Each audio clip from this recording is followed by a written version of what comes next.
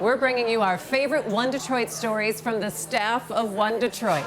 A photographer captures faces of a city, an unforgettable tour of Livonia, New Year's traditions, an award-winning mixologist, and a hip-hop artist putting her life struggles in her work. They're the stories that'll have you talking. I'm Christy McDonald. Join me for One Detroit. Masco Corporation is proud to manufacture innovative and environmentally friendly products for the home. Delta faucets, craft-made in Merillat cabinets, and Behr brand paints have all been designed with you in mind. Masco and its family of companies, serving Michigan communities since 1929.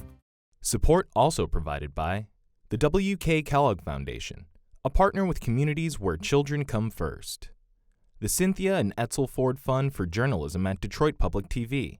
The Detroit Journalism Engagement Fund, and by Business Leaders for Michigan has 5 priorities to make Michigan a top 10 state. Achieve a balanced budget, cut long-term debt, fix our roads, improve all levels of education, further economic growth, plan for a stronger Michigan. How does diversity bring energy to us all? At DTE Energy, we believe that it's the contributions of all that build great communities. As a company, we grow stronger by welcoming the unique perspectives of everyone. As community members, we support our state's broad culture and heritage. From working closely with women and minority-owned suppliers to embracing our local cultures, DTE Energy is powering diversity. The DTE Energy Foundation is a proud sponsor of Detroit Public Television. Also brought to you by Ally, NISSAN Foundation, and viewers like you. Thank you.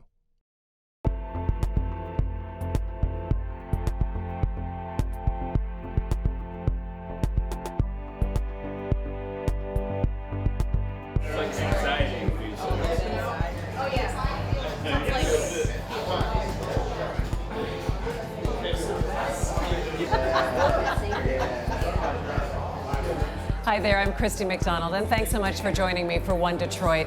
We have something a little different for you on the show this week. Each time on One Detroit, we like to end our show with a story about a person or an event or something that's uplifting and inspiring. We call it our And Finally Tonight segment. And finally. All right, so you get the point. We wanted to show you some of our favorite stories, and I asked the staff of One Detroit to pick the stories that resonated with them and introduce them to you. So I get some help on the show this week, and you get to learn more about the great people who work behind the scenes each week on One Detroit and at Detroit Public Television. And they'll share with you why each story is their favorite. Hi, everybody. I'm Daphne Hughes, show producer for One Detroit. I was born and raised in Detroit, attended Detroit public schools, and graduated from the University of Detroit. Detroit has always been home for me, and it holds a special place in my heart. That's why our One Detroit story on the city's Neighborhood Natives photo project resonated so much with me. Photographer Cyrus Tedder captured beautiful images of people and places in my hometown. Take a look.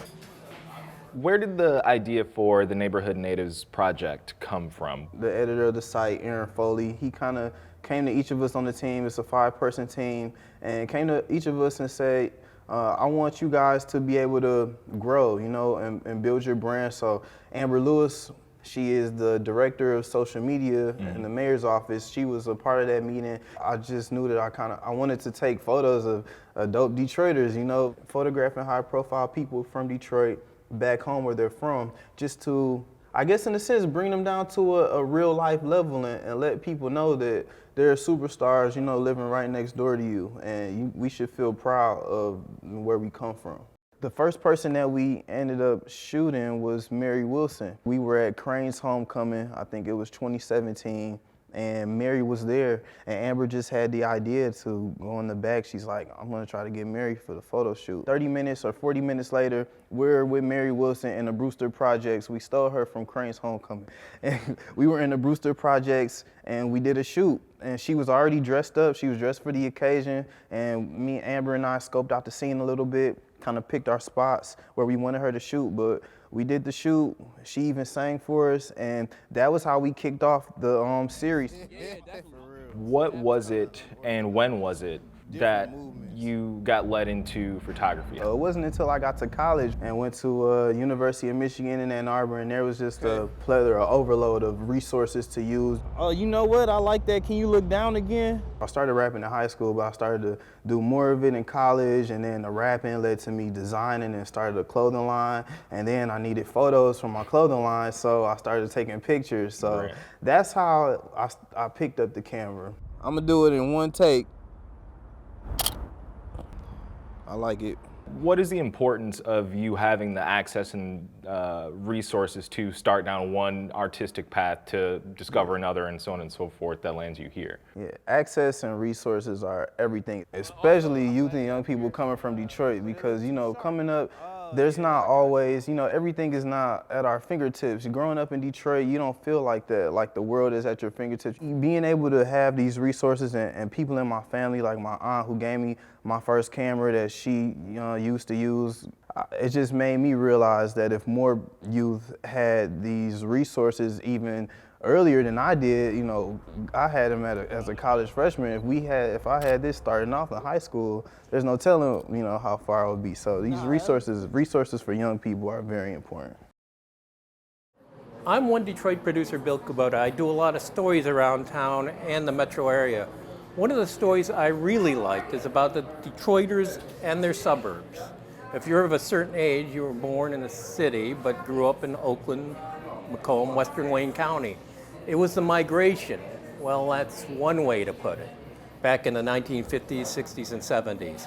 This story I relate to, born in what's now called Midtown, growing up in Royal Oak, in many ways like the McCotter brothers, who gave us a tour of their hometown, Livonia on the west side. Things have changed downtown, but don't forget the suburbs too. Yeah, that was a while. Yeah. So this is 7 Mile. Over here used to have Kmart. You can see that like all the other Kmarts. Here's the guy that's problems. We used to go up there all the time. Everybody went there when we were kids to buy those parkas. Yeah. Those blue parkas with the fur. Some of them moon boots. And the moon boots. And the fur would always get in your mouth. And snowmobile boots too, remember the ones? Yep, with a little buckle on them. Yep. Had the blue light special. Now here's Livonia Mall. Livonia in many ways, when it started, was a malled city. You had Livonia Mall over here, and this was anchored by Sears, now it's a Walmart anchor. You had the old Wonderland Mall south of us. Now you got Laurel Park. I remember moving out to Livonia and Farmington being a dirt road. I don't remember Farmington being a dirt road. I do, I have different memories than you. So we moved here in 1972, I was like 7, you were 6.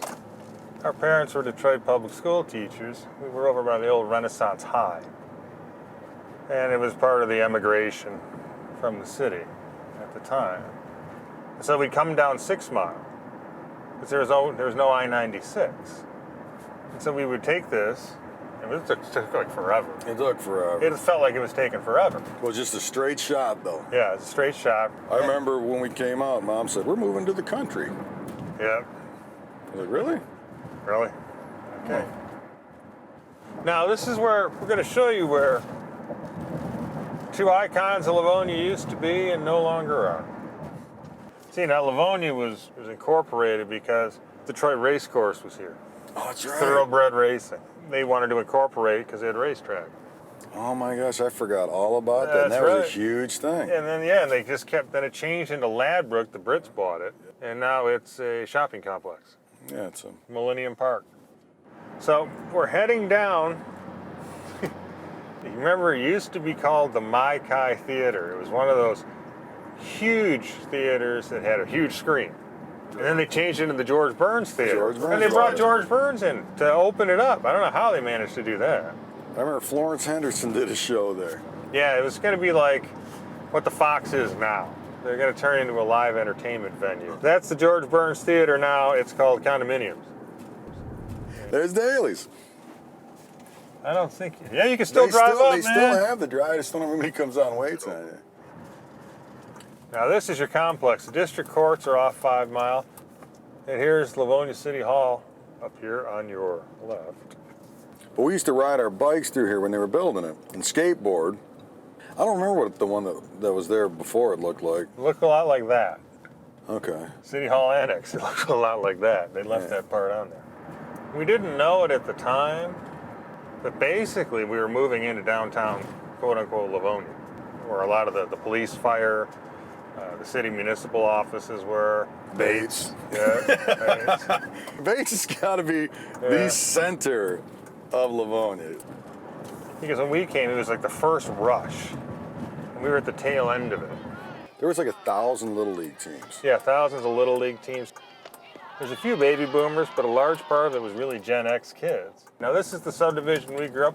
We like to refer to it as Coventry Gardens or the subdivision behind Bates. Yeah, that's how people know it. Once the Generation X kids started growing up, it went from having too little school capacity to having too much. And so Lincoln Elementary School. That was where our school, that was one of the first schools to go down. That was my safety post. Yeah, right safety there. post. Yeah. This is Lincoln Elementary School. Yeah. Not anymore. That was Mr. Gosman's class, that house right there. Yeah, he's in Arizona now. Home plate was right around that tree, and we played baseball that way. The school was all over here. You could hit it. And I remember the guy threatened to break our kneecaps. We hit the ball. Yeah, we were little kids, and he said he looked like Burger Well, it was a great King. life lesson. He looked like Burger King, and he was Burger King. We called him Burger King for the rest of from the next 40 years. Yeah, until we still do. Yeah. Still call him Burger King. I hope he's not around. He'd break our kneecaps. Break our I kneecaps. could probably use call a him Burger replacement King. right now anyway. See, what they did in Livonia in the early 70s, and that is carried over now, is schools, parks all over Livonia. It's a quintessential bedroom community with all the conveniences you want, and Detroit's 20 minutes away if you want to go downtown. You would hear stories about in, like, especially the 2000s, I think even the New York Times was one, oh, Livonia's done, Livonia's done. Well, it's not going to happen because the bedrocks, even though things have changed, you have the St. Mary's Mercy Hospital there. You have Madonna University. You have Schoolcraft now, which has 4-year degrees. You have very stable housing property values now. And so people come in. You know, there's things have come and gone, but I think that one of the reasons that 48154, this zip code, which is hot again, like when we first moved here in the 70s, what's old is new, I think it's Bates bringing people. It's the heart of Livonia. Bates remains the heart of Livonia. What it will do to your heart is grounds for angioplasty. It's worth it. It's worth it, I think. I chose the story about mochi, which is the Japanese tradition of pounding rice to make treats for New Year's. I love anything that has to do with tradition, family, and food, and learning about other cultures. And we'll have conversations around our own holiday table, saying things like, why do we eat this every year? And I'm really most comfortable when I'm around my family who know me so well. So it's fun to reflect on where traditions came from, especially when it brings us back to our roots. And then we'll be making another round of mochi, so just pace yourself, okay? A community center in Madison Heights. This is a Japanese mochisuki New Year's celebration, Detroit style. Put on some gloves and roll. Members of the Japanese American Citizens League are making and eating mochi made from a gooey rice paste. We created a lot of different ways to have it. We have it, the way I grew up eating it was with shoyu and sugar. Shoyu, that's soy sauce. And I have a frying pan actually, so if you want to fry some. We have hinako, the soybean flour with sugar and a little salt, and you roll it in there. One thing I remember is because it stretches if you pull it, and I think it has something to do with longevity of your life. But my memory is kind of fuzzy, so. Mochisuki goes back 1,000 years. In Japan, the celebration can go all day. The rice cakes take center stage to music and activities for the kids. The rice harvest is in the fall, right? So then the celebration of New Year's is a big deal. So I think that's kind of related to it too. Is it good? Very good. I'm very fond of mochi. Like lutefisk in Sweden or the fruitcakes of the Western world, mochi returns every holiday season. Some love it, some don't. Can you make this size of mochi? Oh yeah, Okay. here, grab that. But with mochi, it's not just the texture, but the danger. A choking hazard if you're not careful. Eat it, chew it good. Big pipe, chew it good. Oh, chew it good. Wow. I've never had it like this before. This why don't you have it in the soup? Well, this is ozoni. This is the New Year's soup that, and it has it has carrots and tofu and fish cake and lotus root. The mochi sits in the bowl like a matzo ball. This is just the second year the Citizens League has held Mochi Suki in Detroit, even though the group has been here more than 70 years. And it started out as a support group for obviously Japanese Americans, and it turned into a more of a civil rights focused organization, and we have chapters everywhere, including obviously here in Detroit. The Detroit chapter started when a lot of people who came out of camp relocated to Detroit, and at its peak, I understand there were about 400 members. This is a wonderful gift basket. Mary Kamidoy was born in California, held in an internment camp in Arkansas during World War II. She's long retired from Ford Motor Company, but remembers Mochi Suki as a child. All the time that we were making mochi, the kids just played around with it. Our parents made it every year and had friends come over. And so, and I'm one of these, I didn't eat it, I didn't like it. So I crabbed every time we were molding the thing. Ma, I don't even eat the thing. Why do I have to come home and do this? She said, Mary, just keep molding it. Molding mochi, that's the easy part. You need people to pound the rice, swinging a big mallet over and over again. For you to pound, that's a job. It's like my dad used to say, if you don't pound right, you will hurt your back. And then the one that had to turn it, if you don't time it right, the mallet will come down on your hand or your head. Technology to the rescue, the mochi-making machine. Mary's brother-in-law found one in Los Angeles. He brought it home, and my sister said, come on over, you got to see this machine, Mary. It's really funny. I will eat one or two, but that's it. Not because I like it so well. I just eat it because it's just custom. Hey, One Detroit, I'm Zosette Guir, and I'm the managing producer for the show. My favorite and finally tonight is the profile Detroit rap artist Detroit Che, the first female musician we've ever featured on the show. Music is a hobby for me, but for Che, it's her life. I really love how introspective her interview is and how we get to go behind the music. I found her candor about how her outlook on life has changed, about her struggles, and her overall journey really engaging. Check it out. My name is Detroit Che.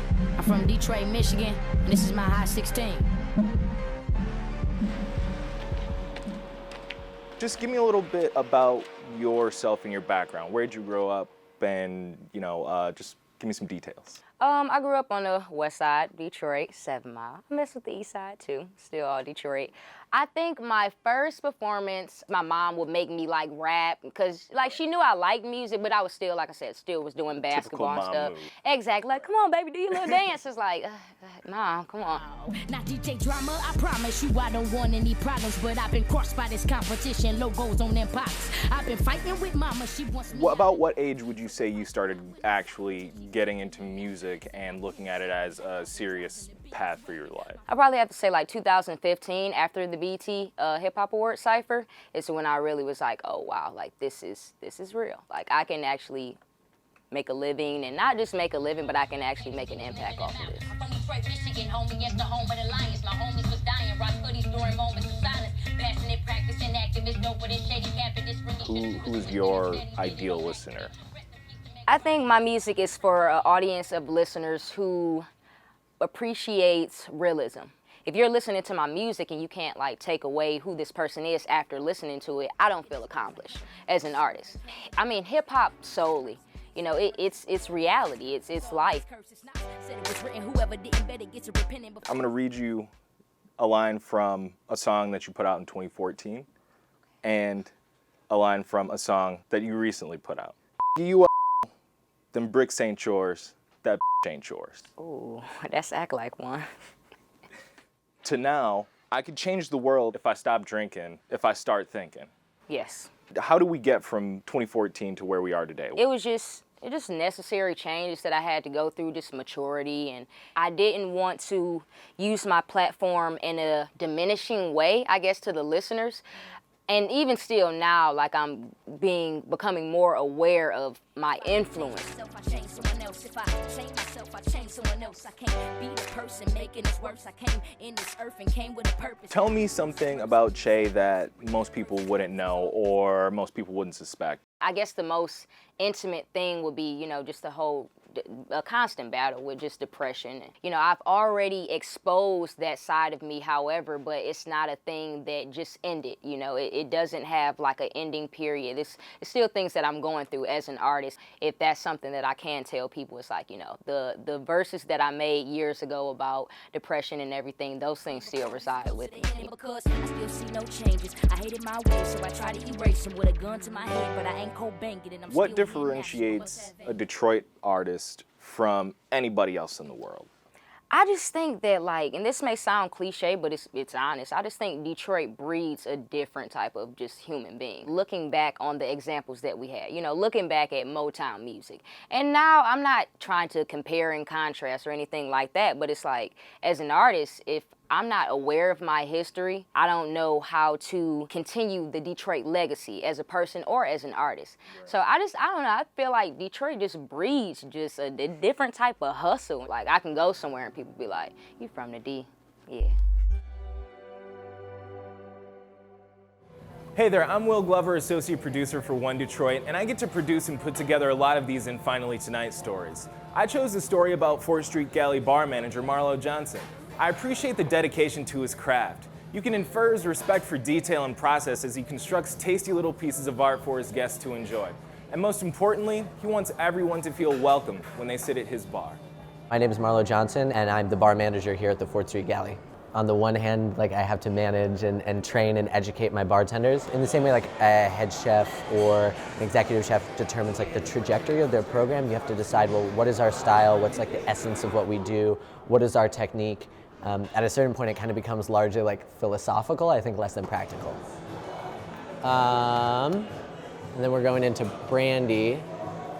The narrative of Detroit and this fine dining, fine drinking culture for a long period of its history was very important. And I also think now, pressingly, in a time where we're seeing, not a commensurate growth with minimum wage, where we're seeing property values go up, where we're seeing people forced out of neighborhoods, where we're seeing people having to work 3, 4, 5 jobs to support their families, that hospitality is one of the fastest, least barrier to entry routes to a middle class lifestyle. Certainly in Detroit, where to have a median income of $52,000 is to be considered in an upper bracket, right?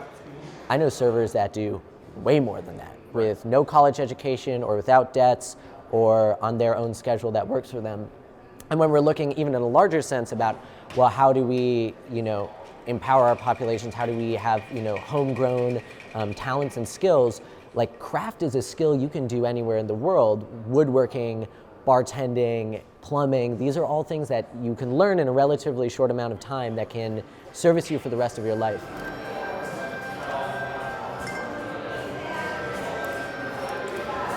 There's a great disservice to us if we forget that bartending is fundamentally about hospitality. There's nothing worse than seeing somebody walk into a bar and feel uncomfortable or unwanted or out of place. And that's something I really tried to do with this program here. I wanted to be able to serve your $75 pours of Taiwanese whiskey to the, high-flying, knowledgeable business person that comes in, as much as I wanted you to be able to have a $3 Tiger Tallboy, shot of Jim Beam White, drink like how we bartenders drink.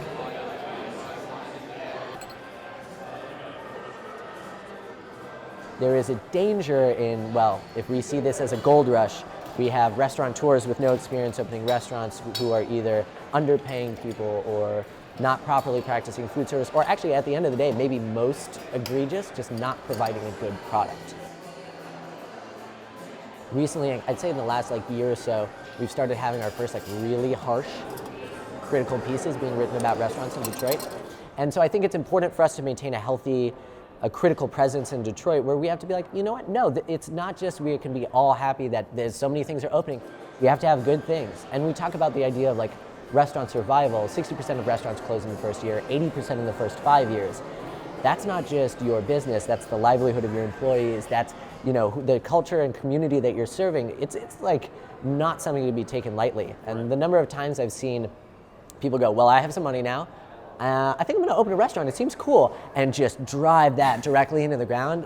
It's anxiety building. So I think there's a good thing happening in Detroit where we are creating and building, and now we'll see over time restaurants and bars start to close as unfortunately we solidify on the most important and best of them. Toki Spritz. All right, a big thanks to Daphne and Bill and Zosette and Will for sharing their favorite stories with us. Let us know what One Detroit stories you have enjoyed, or even the places that we've taken you to do our show. We'd love to hear from you on Facebook and Twitter and Instagram. We are there. And that's going to do it for us this week. We will be back next week for an all-new One Detroit. I'm Christy McDonald. I'll see you then. Masco Corporation is proud to manufacture innovative and environmentally friendly products for the home. Delta faucets, craft-made in Merillat cabinets, and Behr brand paints have all been designed with you in mind. Masco and its family of companies, serving Michigan communities since 1929. Support also provided by the W.K. Kellogg Foundation, a partner with communities where children come first. The Cynthia and Edsel Ford Fund for Journalism at Detroit Public TV. The Detroit Journalism Engagement Fund, and by Business Leaders for Michigan has 5 priorities to make Michigan a top 10 state. Achieve a balanced budget, cut long-term debt, fix our roads, improve all levels of education, further economic growth, plan for a stronger Michigan. How does diversity bring energy to us all? At DTE Energy, we believe that it's the contributions of all that build great communities. As a company, we grow stronger by welcoming the unique perspectives of everyone. As community members, we support our state's broad culture and heritage. From working closely with women and minority-owned suppliers to embracing our local cultures, DTE Energy is powering diversity. The DTE Energy Foundation is a proud sponsor of Detroit Public Television. Also brought to you by Ally, NISSAN Foundation, and viewers like you. Thank you.